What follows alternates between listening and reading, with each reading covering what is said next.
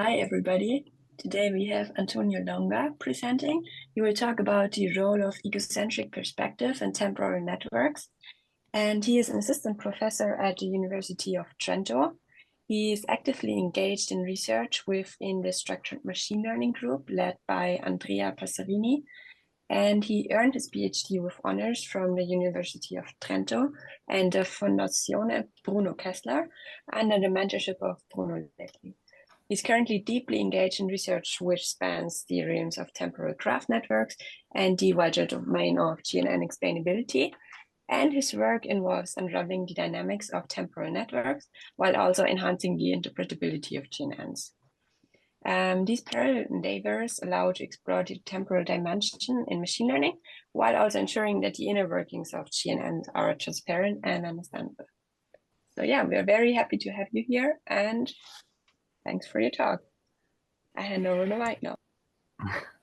Thank you. Thank you, Yula, for the invitation. And I'm really happy to be here presenting our work.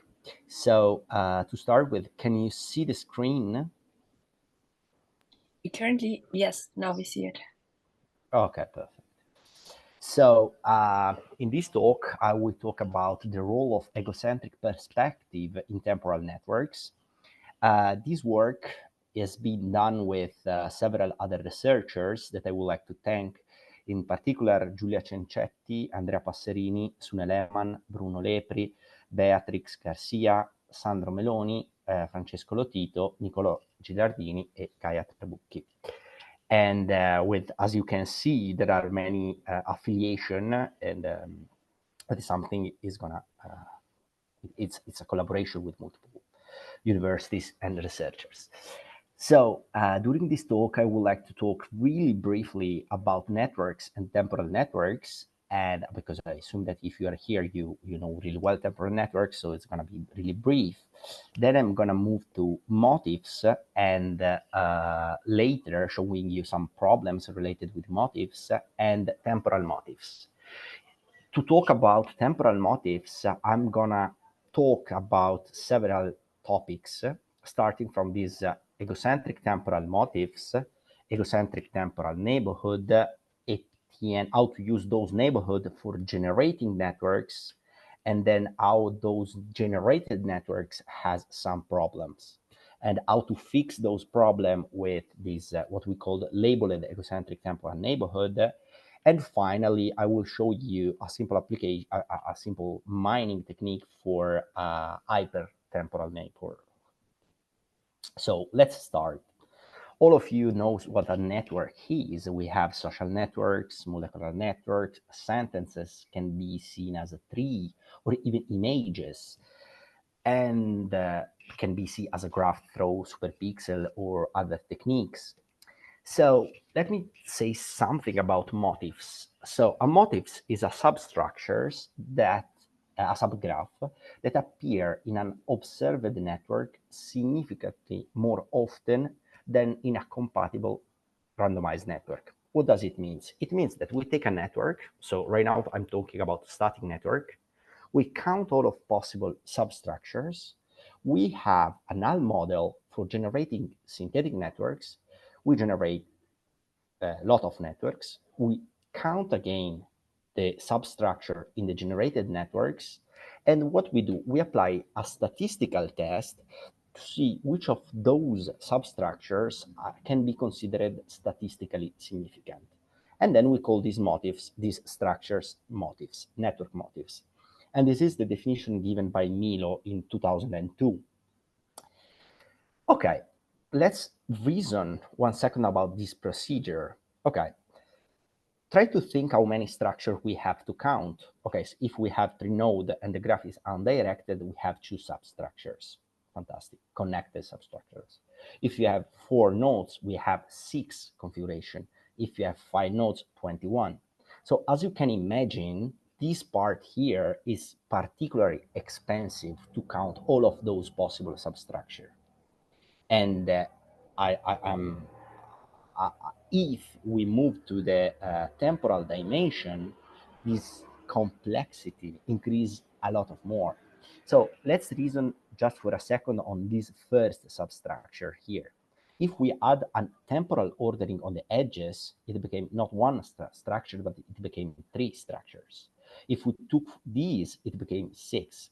So as you can imagine, it's quite expensive to count all of those substructures, because at each time you have this substructure, you have to match it, and so basically an isomorphism test. So computing whether 2 substructures are identical is quite complex, and we know it really well. And so an issue with the concept of motifs is the scalability, because as soon as we make the size of the subgraph increasing, the computation of the isomorphism is quite expensive. So, and a possible solution goes in the direction of egocentric temporal neighborhood. So let's start. Just to give you a clear picture where I'm in the talk, I'm starting looking this tree of what I'm gonna talk about. I'm in the first leaf here, in the it's not a leaf, but in this branch at the left.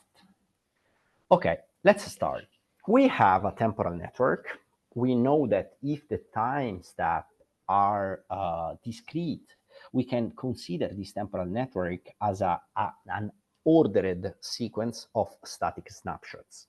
Like the one in the figure, you can see in the left the figure of a graph with the time steps on the edges, while on the right you can see this ordered sequence of static snapshots. Okay, let's start defining this egocentric temporal neighborhood. The solution is the concept is quite simple. So consider to take a fixed number of time steps.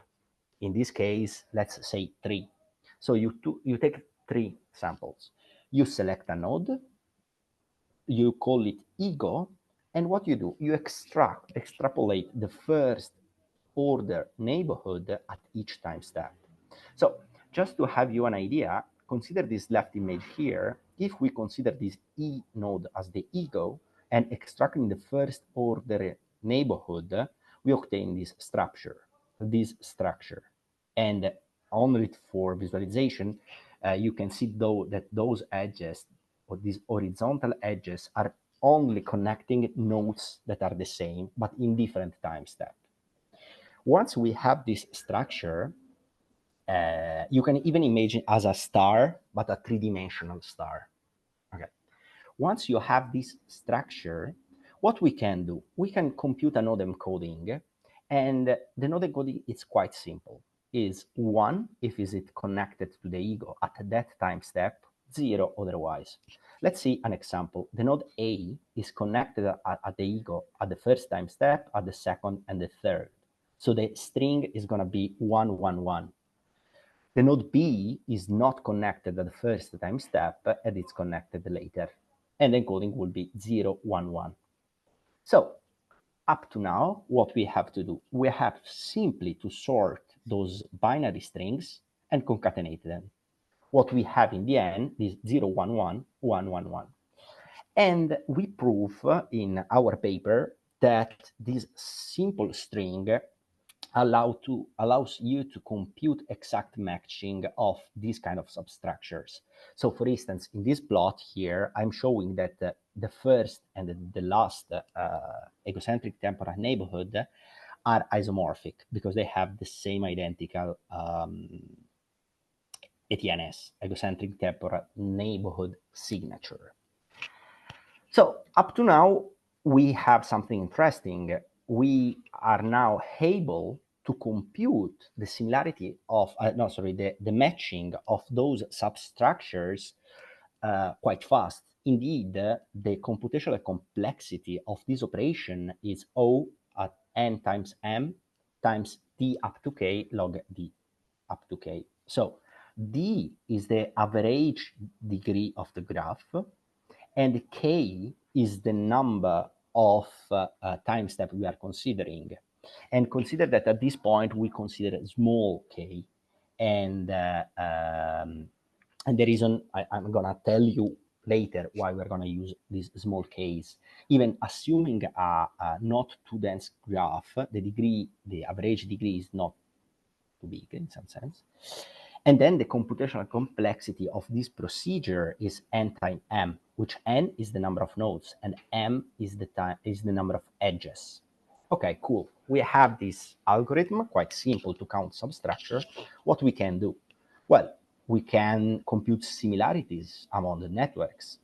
So in this paper here, an efficient procedure for mining eccentric temporal motifs, what we did, we took 7 face-to-face interaction networks. So basically are networks in which people have been asked to wear a specific device, and such device collects face-to-face interaction. So we have this snapshot-based representation of the graph, and those graphs has been collected in different social setting, I would say. So for instance, there is an office, an hospital, 3 high school, a primary school, and a university. What I did, it was simply to count all of those possible substructures and compute a cosine distance, sorry, to measure the distance. What you can see from this table is that a pattern appears. For instance, the 3 high schools look like to be much more similar among them, and it's kind of expected because it's the same social context. In the same time, the high schools are quite similar to the university face-to-face interaction, but quite different from the primary school. That is kind of expected, this behavior. What is also interesting is that we can use only 3, the count of only 3 of those substructures. In particular, using those 3, we can achieve these similarity metrics. Okay, cool, but what else? Well, we can use this egocentric temporal neighborhood, this strategy, to generate temporal networks. So one may ask, why do we need to generate temporal networks? Well, within the framework of temporal networks, we know really well that collecting data is quite expensive. There can be several problems, especially in the face-to-face interaction in which people are asked to wear specific device. So we could have the need to generate bigger networks in terms of nodes or in terms of temporality. We can collect, I don't know, 1 week and then generate 1 year. Or maybe the data set has been created and the data has been collected, but we cannot share it for privacy preserving purpose. So this is why we need to generate what we call surrogate temporal networks that basically are synthetic network, but that they are similar to original network. Let's go to the algorithm. Okay, first of all, we count all of these possible egocentric temporal neighborhood. Quite simple, and we run the algorithm and we count it. Then what we can do, I would like to show you a really small thing. If you look at the signature or even the structure, if we drop the last layer of this egocentric temporal neighborhood, like in this figure here in the middle, we can see that for us, in terms of signature, we have only to remove the last bit of each node embedding. What does it mean? It means that looking at this signature here, removing the last layer, it means to write the key 0, 1, some values, 1, 1, some values. And with this in mind, what we can do, remember that at the first step, we count all of them. And that's what we do. We build a dictionary that maps the strings of k minus 1 time step to k time step.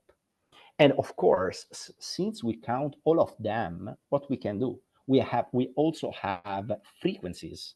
In this case, normalized frequencies. So inspecting a bit this dictionary, you can see that a possible extension is that neither of those nodes are going to talk with the ego, but only the ego is going to stay with its own probability. And even building this dictionary, it's quite simple. We can do it. And then the generation process starts. Again, it's quite simple. We start with k minus 1 graph seeds. So basically, in this case, that we used k equal to 3 with 3 snapshots, we start with 2 snapshots. What we do, we pick a node, we extract the egocentric temporal neighborhood, that is the figure here in the top. We use it to query our dictionary, and what we have as an output. As an output, we have some provisional, what we call the provisional layer. So edges in this new time step. Then what we do, we repeat this process for each node. So each node has been considered as an ego. And in this time, we fill this provisional layer with links and so on.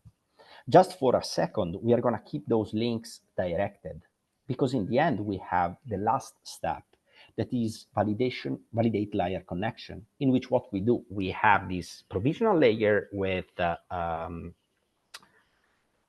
directed edges, we validate by directional edges, we sample half of them randomly, and then we connect stubs. It's a little bit technical, but nothing difficult to say. And then what we do, we have the new time step. We move our sliding window, we extract the eccentric temporal the neighborhood, and we keep repeating the process up to whatever we want. And to show you some results, in this figure here, I'm showing you the number of interaction and over time at the, of an hospital, a workplace, and an high school. So it's quite easy to see that there are periodicity. For instance, I'll suppose that this one is 1 day with daily working. The night it's no one is working, or there are no connection, then the day, and so on and so forth. The black lines show you the ground truth, so the original network, while the orange line is our algorithm. We also have 2 lines here that are difficult to see, and even a third one here that are competitors. And what is interesting about this method is that even if it's quite simple and fast, it works well. Actually, it captures not only the periodicity, but even the magnitude of interaction.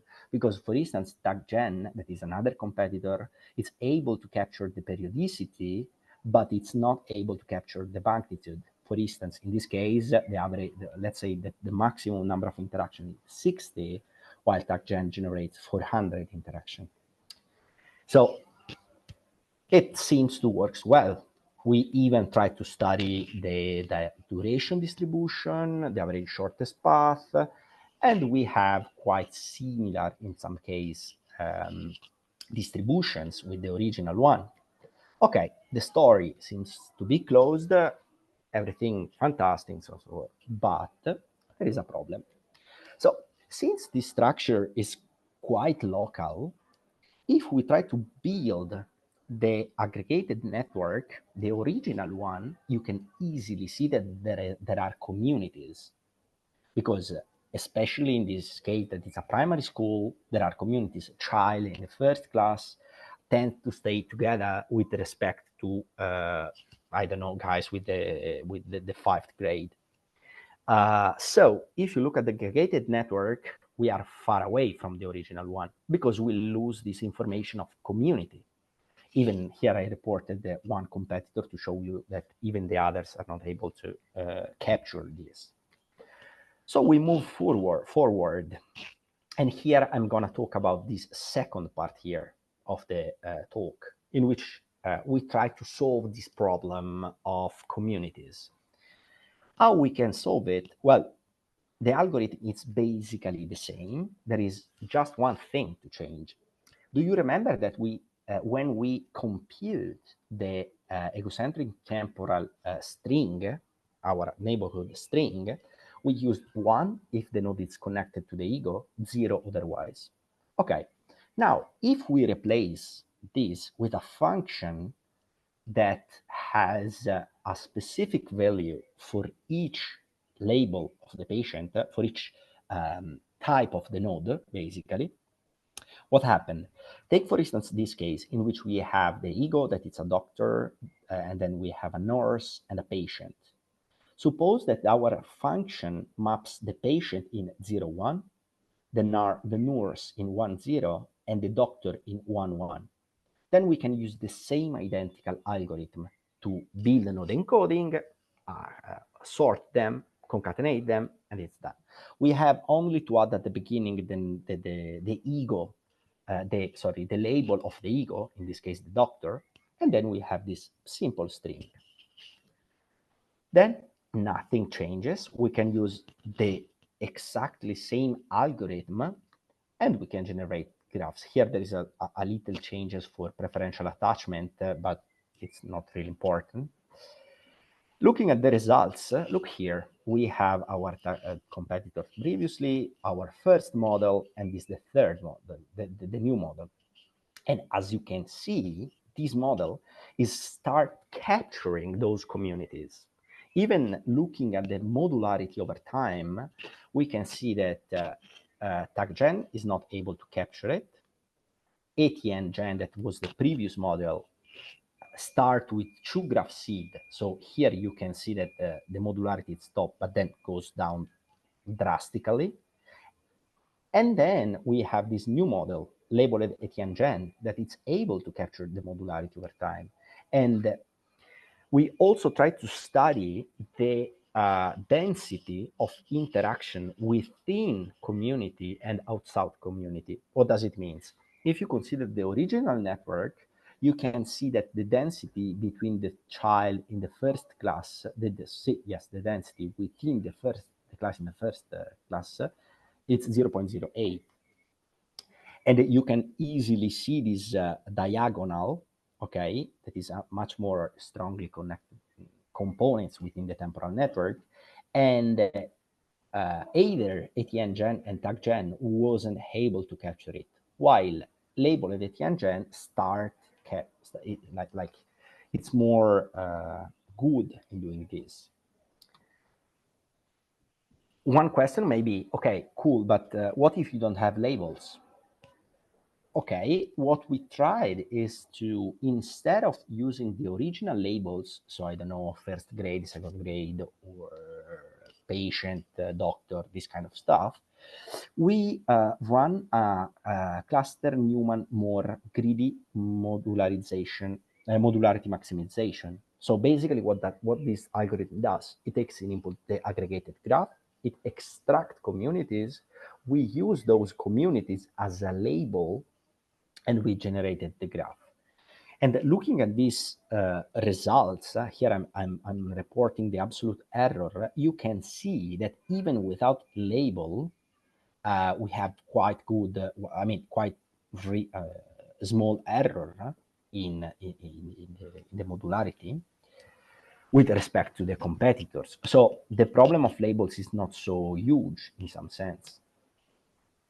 Okay, so far I've started with this egocentric temporal neighborhood. I've shown you how to use to compute distances. Then I moved to another example in which I show you how to generate temporal networks with this structure. Then I show you that those structure does not have communities. Then I modify the egocentric temporal neighborhood to handle labels. And then I show you how to use those. Okay, so far so good, but there is one problem going on, especially on face-to-face interaction. In face-to-face interaction, it's quite it's well known what is called a triangular closure. So what does it mean? It means that if I talk with you and you talk with another person, the probability that this triangle is gonna be closed, meaning me talking with the third person, it's quite high. So this model is not able to capture this so far. Indeed, if you look at this simple egocentric temporal neighborhood, this edge going from A to B is the one that we are not able to taking into account so far. So what we did, we proposed this hypertemporal neighborhood. I don't want to enter too much in details because it starts being like, it's not tricky, but a little bit long. But the simple idea is to instead of having edges, we are going to consider hyper edges, okay, connected to an ego. And first of all, we are going to have the first order ATNS as we were used before. Once we have this, we compute all the possible combination of them. And for instance, in this case, if you take C and A, the node C and the node A, we consider them as a hyperedge. And if there is this hyperedge, we're going to write 1, but in this case, there isn't. Let's take A and B, the node A and B. So they are connected to the ego, but they are also connected among them because it's an hyperedge in this case. So we have the node embedding of A, we have the node embedding of B, and then we have the node embedding of the hyperedge AB.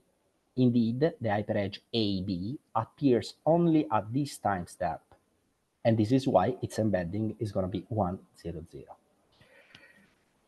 And simply what you do in the end, you concatenate those strings, and you have this first and the second order encoding. In this paper that is published that is called Pattern in Temporal Networks with Higher Order Egocentric Structures, we show that using the second order allow you to compute embeddings that are much more significant with respect to the standard, to the one achieved with the first order. And going back to what I said at the beginning of this talk, why the number of layers it's quite small. Usually in our experiment we test up to 5, is because as soon as k increase, as soon as the complexity of those signature increases, and it's not a problem of computing them because it's quite fast. It's a problem of statistics, because if I have so many different encodings, then I do not have statistics. Maybe they are singular values, so it's difficult for me to extract useful information. And overall, it's everything. Thank you for your attention. I'm available for any question.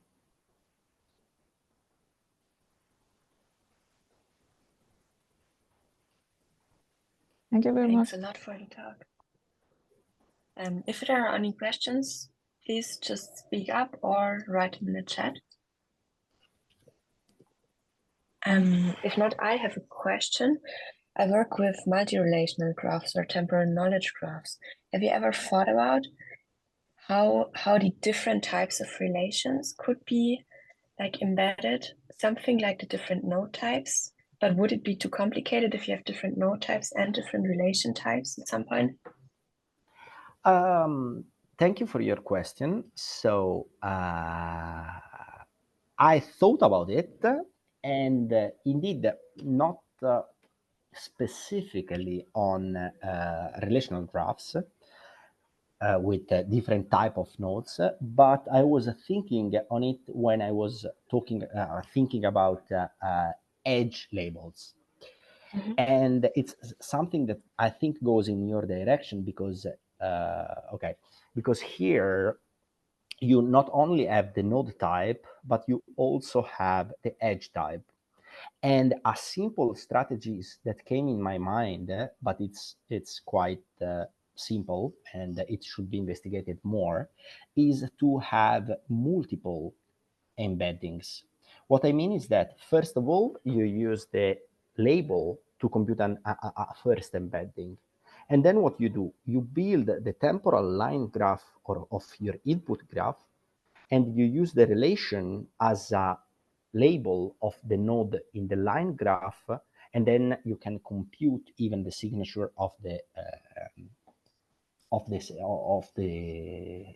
edges. Yeah, you see what I mean? I didn't understand the last part, to be honest. Sorry. Basically, what I was thinking is that you can, taking your graph, you can compute the line graph, and the line graph, okay, once you have the line graph, it means that each relation will be a new node, each edge, basically. But since those edges are of different relations, you will have node types in the line graph. Once you have this, you can use this model, extract the signature, and then you have basically two signatures. The first one computed on the input graph without considering the relations, and the second one considering the line graph in order to capture the relations. I see. Thanks for explaining that. No, thank you for the question. We also have some questions in the chat. I'm just going to read it out. First one is, when you said M is the number of edges on slide 12, is it a union or summation? And what is the size of the dictionary for LETN when there are T interaction events? Okay, thank you for your question. So for the first question, it's a summation because you are counting all of the edges. And for the second question, I'm not sure I have the answer clear in my mind, in a sense that what is the size of the dictionary? I've never checked, but basically consider that you have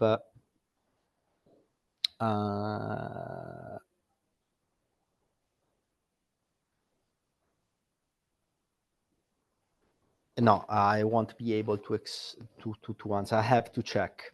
I mean, because in practice, but I was working with face-to-face interaction, and so I didn't get into much to other temporal networks at that time. In practice, it was a matter of byte of information. And consider that in face-to-face interaction, we don't have too much nodes, but we have really a lot of snapshots. For instance, we have every 20 seconds a snapshot of the network, and the dataset has been collected for one week or 2 weeks. So the number of snapshots are a lot. The number of participants, not too much, up to 100 or 300, depending. But in terms of size, yeah, more or less that one. I won't be able to give you a formulation given a T, but I have to reason a bit. Thank you for the question. Thank you. And for the second question, to be fair, we didn't try it. Thank you for the suggestion. There is no specific reason we choose for the cosine similarity. At that time, I remember it was just a matter of because the main focus of the algorithm was to show the algorithm of this notion of egocentric temporal neighborhood, and we decided to do this distance application only to show a possible application of motifs in temporal networks. And we didn't try, but thank you for the suggestion.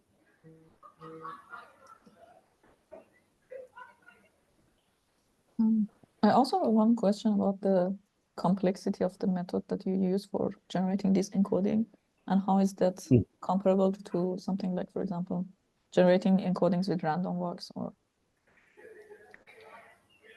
Okay, for instance, let me go to this slide.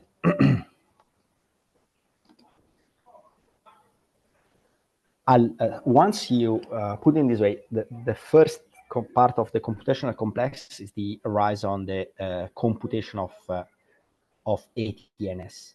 That is basically this here. This is n times m. While for the generation process, it's I don't have in my mind the exact values, but it's just matter of taking a node, so visit a node, extract the first order neighborhood, query the dictionary, and attach this to the new time step. So basically you are visiting each node at each time step once. So the computational cost is quite low in that sense. Talking about other methods, so STM and Diamond are based on motifs. Well, to be precise, Diamond is based on temporal motifs, while STM is based on the activation activity on nodes. And while TagGen is basically a GAN, to make it really simple, in which they have random path, and they learn if the random path is valid or not. And in TagGen, they do not release the computational complexity, and neither STM and Diamond, as far as I remember. I have maybe, if I have it, the actual, no, I don't have it. Okay, but I don't have it in this slide, but in the paper, I report the exact computation, the exact time required for the generation process. And it's the difference is huge, because for the biggest network, ATN Gen needs something like 3 minutes, while the competitor up to 5 hours. I see. And yeah.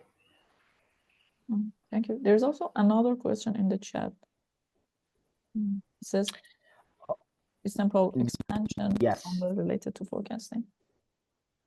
Okay. I think so. It's like temporal extension can be seen as forecasting the entire snapshot in the future. And yes, can be seen in that manner, definitely. Yeah.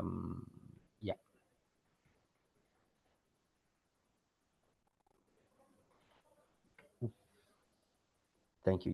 We did a small experiment here, in which, just to test what we did, we took a network, in this case the high school, and we extract the 50 percentages of nodes, and like for 2 days.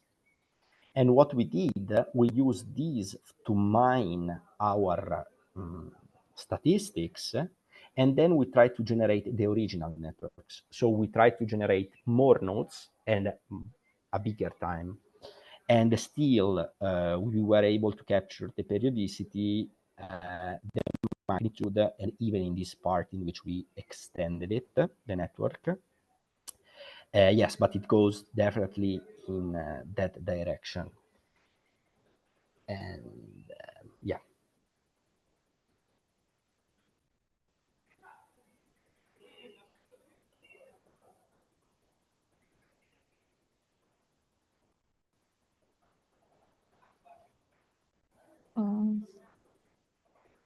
Okay, if there is no other question from the audience, maybe we can wrap up the meeting here. Okay. Thank you very much for presenting your very interesting work with us. Thank you so much for the invitation, and thank you. Thank you. Thank you again. Thank you. Thank you very much. Bye. Bye-bye. Bye.